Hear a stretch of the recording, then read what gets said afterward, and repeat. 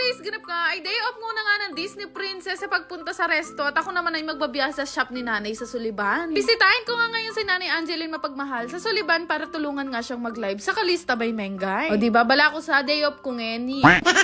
Nakalingwan ko nga sabihin, nakasama ko nga rin pala si Richie. Abay malayo at naglalakad pa nga lang kami, nakangiti na ng malaki si Angeline Mapagmahal. Alam mo kasi, may best friend kami mga tlo. Pero ang dami pa kasi panindahan ito si Angeline Mapagmahal. Nakalimutan ko na meron din pala akong bit-bit na mga damit at ito nga yung mga pre-love ko. Ay nga rugo ng maluwag yung cabinet ko dahil napakarami kong tinanggal na damit. Maya lang din ay nag-start na rin ako mag-live. Diba, king karakal ko gagawan kimbiye ko, ikuha ko para mag-live.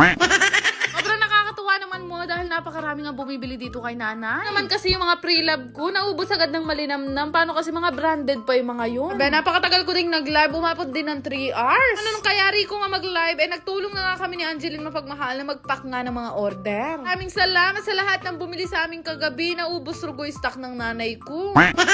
Alam nyo ba, alas 10 na nga nung mga time na to, pero hindi pa pala kami kumakain itong si Ditchi, kaya pala nahihilo na ako kanina pa. Order na nga lang ng Jollibee itong si tatay ko at kumain na nga kami pareho. At may pakaranop ko rugo makanini. Bilis ang pagkain na nga lang ginawa namin ni nanay dahil anong oras na nga to? Uwi pa kasi kami mamaya ng pulilan nitong si Ditchi. Sinasabi ko lahat na mag-joy-joy sa nanay ko. Diyos ko, ipapablatter ko kayo isa-isa. Naksyuta. Ay, kuha ko may sakit esophagus. Tapos mag-joy-joy kayo mo. Diyos ko, pamatalanda kayo. Fairness naman, napakarami talagang umorder ngayon at nakapaubos nga siguro kami ng mga 115 items. Ginawa kasi namin ni nanay ay nag-sale na nga kami ng mga paninda para makabili nga kami ng mga bago bukas. Perfect laring megmine yan ni Memayad langan. Naksyota. Mga hindi pa nag-chat-chat at nagsasend ng screenshot dyan. Ay, papakapali yung buntok talaga naman. Kayari ko nga maipakat maasikaso lahat ng pa-order ni nanay. Ay, nagbiyahe na nga kami, pauwi naman ng Pulilan, Bulacan. Bago nga ako umuwi sa amin, inaya ko pa si Ditchi na mamili nga ng pasalubong para naman kay Bebo. Alam niyo naman si Bebo, ito lang ang kaligayahan nun bukod sa akin. Ay! Kung nano-nano na nga lang ang mga pinagkukuha ko para kay Bebo, ang mahalaga lang naman meron siya makakain sa darating na tag-ulan. Siyempre, may kisabeya rin ni Ditchi, may pagalya naman eh.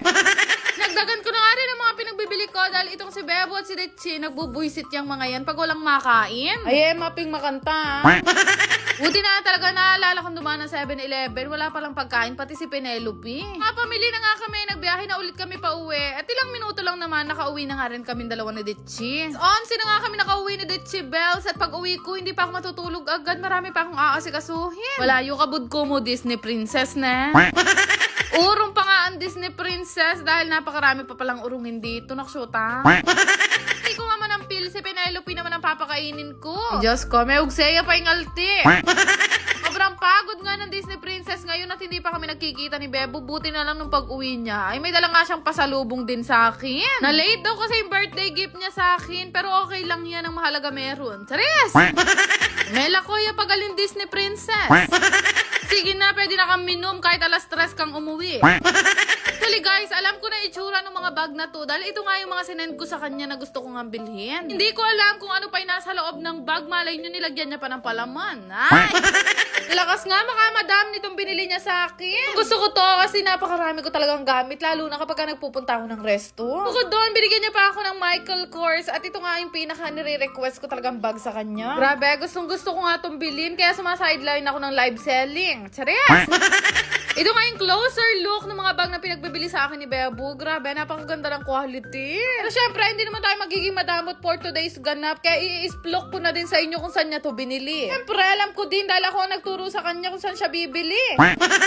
Sa Instagram niya yan in order dito sa may sinta. Idar, perfect la rin bag ken maman-order na kayo, go. Kaya Rico nga magbuklat ng mga bag, nag-ayangan kumain to si Bebo. Lang rugo, hindi pa mabangnas yung kanin namin. Daily routine na nga rin namin ang panonood nitong Can't Buy Me Love at hanggang ngayon umiinit ang ulo ko. Sino kaya ang pumatay kay Divine na yan? Naksyuta?